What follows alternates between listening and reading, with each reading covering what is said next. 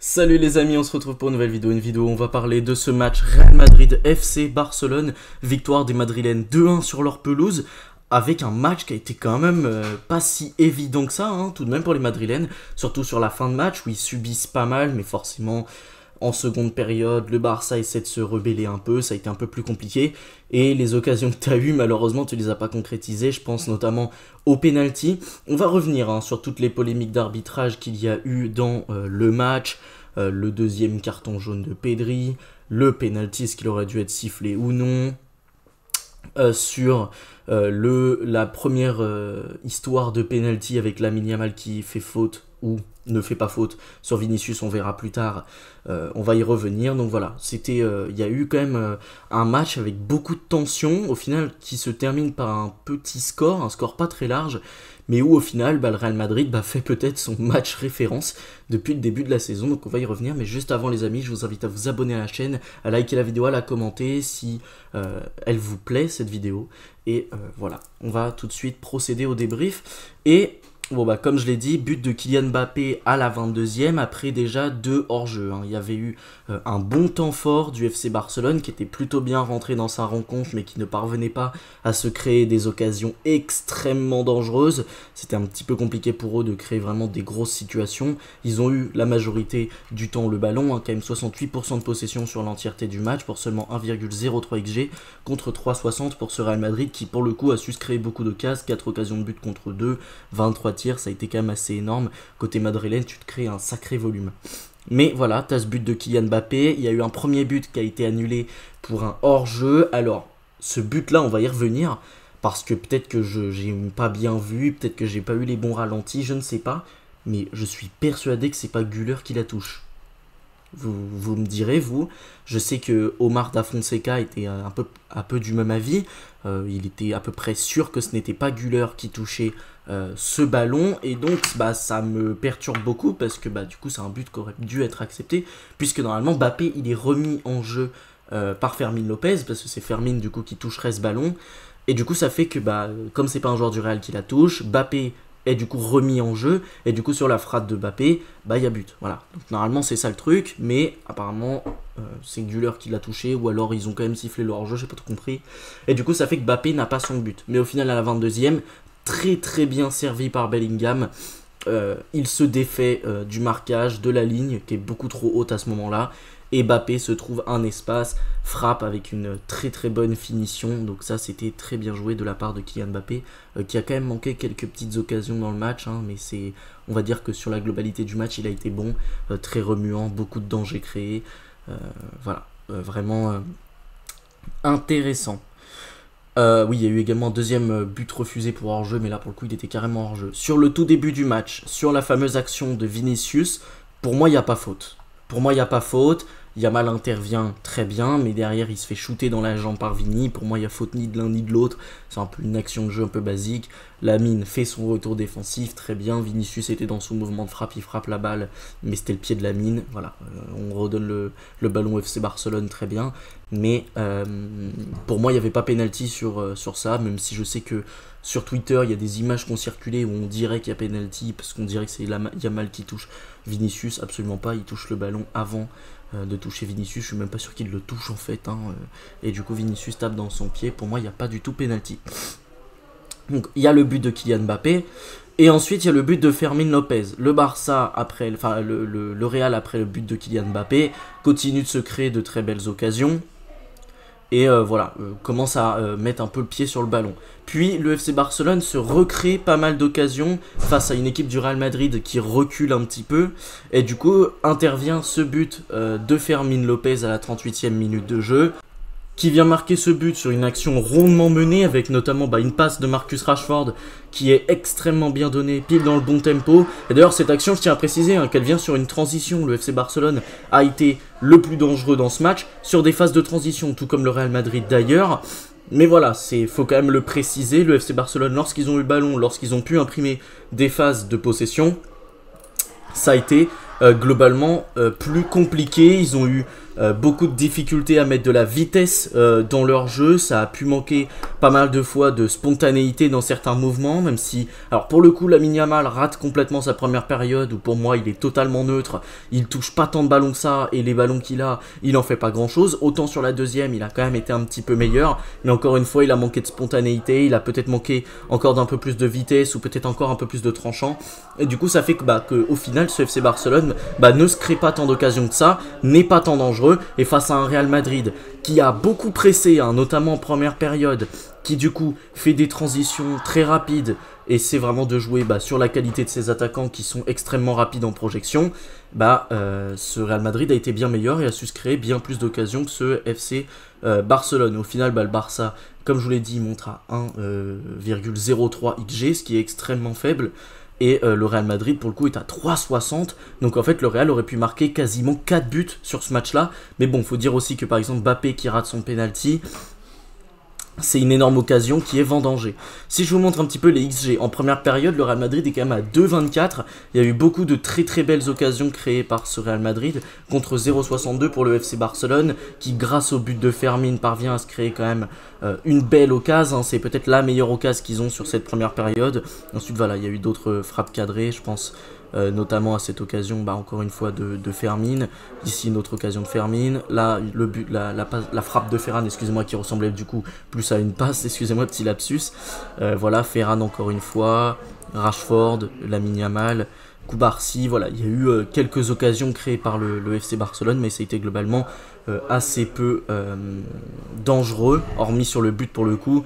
Kylian Mbappé pour le coup a eu des énormes occasions à certains moments, donc déjà il y a celle-ci qui est arrêtée par Chesney. Ensuite là d'ailleurs c'est le but de Bellingham sur un coup de pied arrêté du coup qui est concédé par Pedri, qui fait une faute assez grossière sur Vinicius.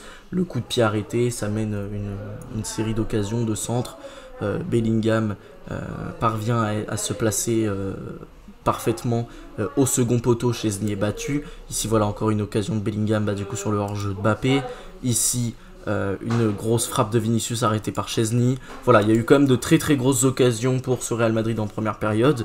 Et en deuxième, pour le coup, le Real Madrid a un peu moins d'occasions, du moins des occasions un peu moins dangereuses. 1,36 expected goals du côté du Real Madrid. Donc ça fait que déjà le but, le penalty manqué de Mbappé, il compte pour beaucoup là-dedans, parce que c'est dommage. T'arrives à avoir ce penalty, d'ailleurs on va y revenir. Pour moi il y avait main. C'est peut-être très impopulaire. Je sais qu'il y en a qui ne veulent plus siffler ce genre de main. Mais quand on regarde la main qui a été sifflée sur Lee Kang-in hier avec le Paris Saint-Germain contre Brest, elle était beaucoup moins évidente que celle-ci. Là, oui, c'est un mouvement de tacle. Eric Garcia tacle, fait son intervention sur Bellingham. Bellingham ne peut pas réellement réintervenir sur ce ballon. Mais en l'occurrence, c'est lui qui met la balle dehors de la main. Et en plus de ça, le geste, il n'est pas vers le bas comme pour ranger sa main, il est vers le haut. Et du coup, je pense que l'arbitre à ce moment-là, il se dit, mais en fait, il touche la balle pour la mettre dehors, pour pas que Bellingham puisse la rejouer. Et du coup, en fait, ça fait action de jeu. Et quand je vois ça, je me dis, ah bah oui, il y a main. C'est sévère, mais il y a main. Et du coup, il y a penalty. Penalty qui est sauvé par Chesney en faisant un magnifique arrêt. Mais il faut dire que voilà aussi sur la fin du match, il y a eu des grosses occasions. Rodrigo, ici notamment, qui fait une grosse frappe. Tchouaméni, il y a eu Bellingham, une grosse occasion de Tchouaméni là dans la surface, une grosse occasion de Mbappé, du coup c'est le penalty. Ici aussi belle occasion de Tchouaméni qui s'est retrouvé plein de fois en bonne position tout de même. Militao, Mbappé, plein de fois, enfin voilà. Il y a eu quand même de très belles occasions pour le Real Madrid également en seconde période, mais elles n'ont pas été concrétisées. Pour le coup, pour le FC Barcelone, c'est 0,41 XG, c'est encore plus faible que durant la première période. T'as plus le ballon, t'as 74% de possession, ce qui est plus que sur la première période. Mais au final, tu n'en fais pas grand-chose et c'est dommage. Au niveau des compositions, du côté du Real Madrid, on avait notamment Vinicius, Mbappé. Alors la composition, elle ressemble pas du tout à ça, sachez-le. C'était plutôt Vinicius sur le côté gauche et Mbappé en pointe qui était parfois avançante, parfois sur le côté droit, parfois sur le côté gauche. Vinicius Mbappé, ça a un petit peu permuté. Kamavinga était plutôt sur le côté droit, mais pour moi, ça ressemblait plutôt à un espèce de 4-4-2 losange avec donc un milieu à 4 et les deux attaquants devant, Vinicius, Mbappé, et t'avais donc un Arda Güler. Alors malheureusement Arda Güler fait une très grosse erreur sur le but, c'est lui qui se fait presser, qui perd le ballon bêtement, qui donne ce but au FC Barcelone, et là pour le coup sur l'action il rate complètement son geste.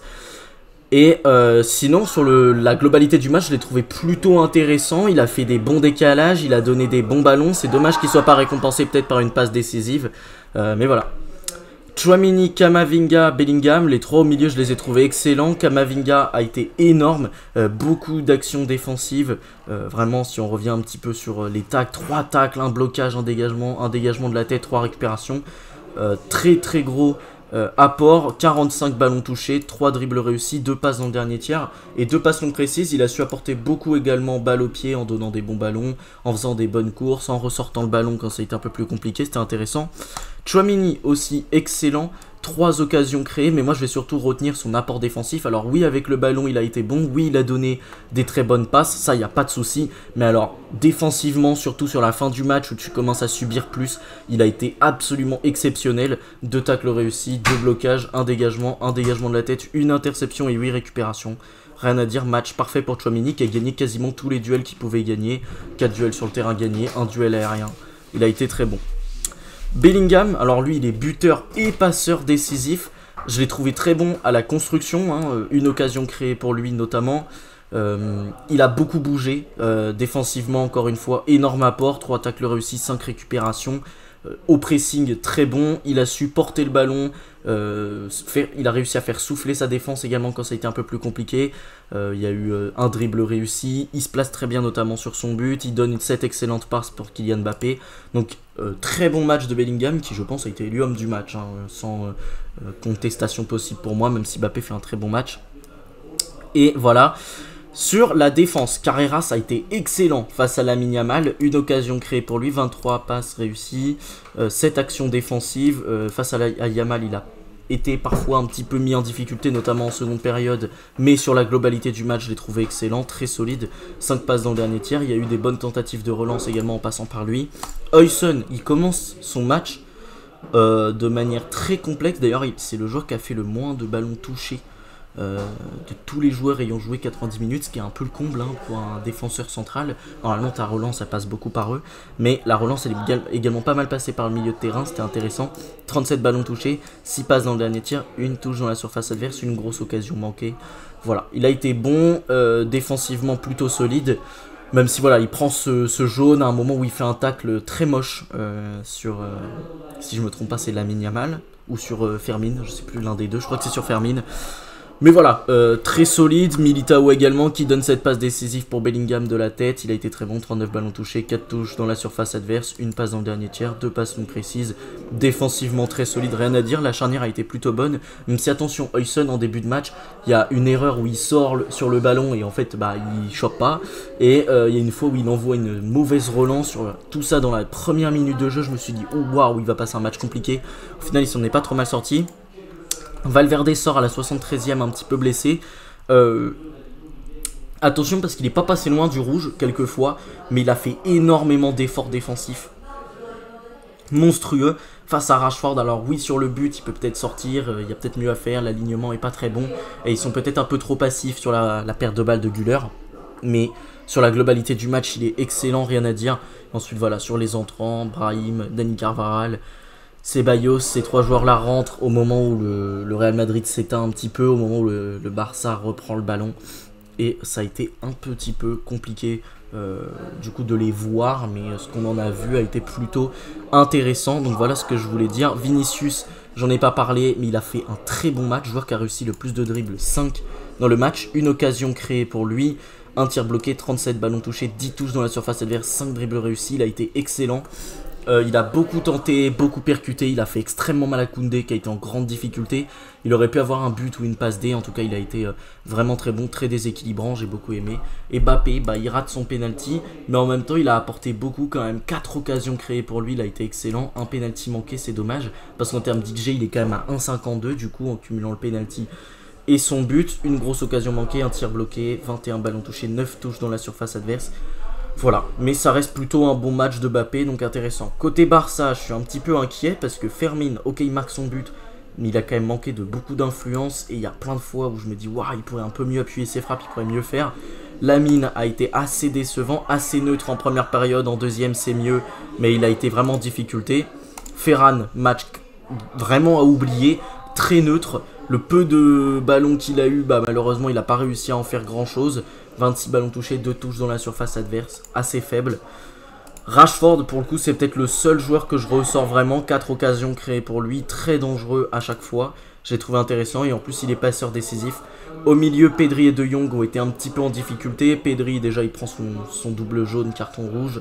Bon, pour moi, on va dire qu'il le mérite, mais à ce moment-là du match, est-ce que tu as besoin de ressortir un jaune? Je ne sais pas. Mais bon, on va dire que... au moins ça lui fera du repos parce que je crois que Hansi Flick il fait jouer tout le match de mercredi alors que vous gagnez 6-1 les Barcelonais. C'est lunaire, hein, je suis désolé, c'est complètement idiot. Et Frenkie de Jong a été un petit peu en difficulté, même s'il a réussi pas mal de passes, hein, ça c'est sûr. Mais il a peut-être manqué... lui c'est un joueur qui quand même a une bonne qualité technique, est capable de porter le ballon, peut-être d'essayer de faire des courses. Et là pour le coup il aurait peut-être pu impulser un peu plus de vitesse dans le jeu du Barça. Et non, je l'ai trouvé un peu trop scolaire par moment. Koubarsi s'est complètement fait manger sur le but de Mbappé. Alors là, rien à dire, le gars se fait complètement graille. Eric Garcia également, Baldé pas excellent sur son côté, Koundé non plus. Et à la limite Chesney pour le coup c'est peut-être le meilleur joueur du match. Il a fait beaucoup de très beaux arrêts. Il y a l'arrêt sur le penalty, excellent. Donc voilà, Chesney pour le coup a été bon à essayer de maintenir ce Barça à flot, mais ça a été compliqué. Au niveau du classement, ce Real Madrid est donc à 5 points d'avance sur le FC Barcelone qui affrontera Elche la semaine prochaine. Et le Real Madrid affrontera le 1er novembre Valence, donc ce sera encore une fois la semaine prochaine. Et Villarreal est 3ème à 20 points. Donc voilà ce que ça donne un petit peu pour le classement. Le Real Madrid prend un petit peu le large et c'est une plutôt bonne nouvelle pour eux.